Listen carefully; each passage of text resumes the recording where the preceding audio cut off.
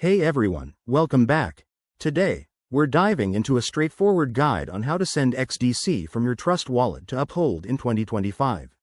Whether you're new to crypto or just need a quick refresher, this step-by-step tutorial will have you transferring your XDC coins smoothly and securely.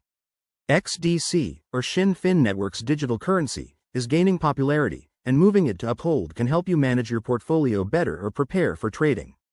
Let's jump right in. First things first, make sure you have the Trust Wallet app installed on your phone and that you have some XDC in your wallet. Also, ensure your Uphold account is set up and verified. It's crucial for seamless transfers. Open your Trust Wallet app and navigate to the XDC token. You'll see your balance there. Double-check it to avoid any surprises.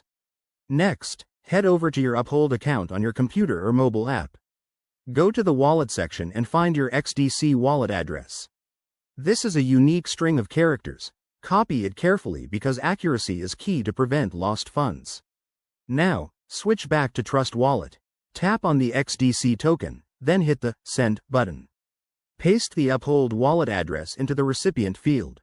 Enter the amount of XDC you want to send, but remember to leave a little extra for network fees, which can vary based on current network congestion.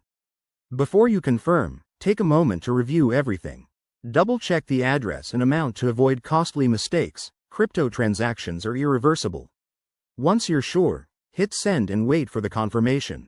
Transaction times can take a few minutes to an hour, depending on the XDC network.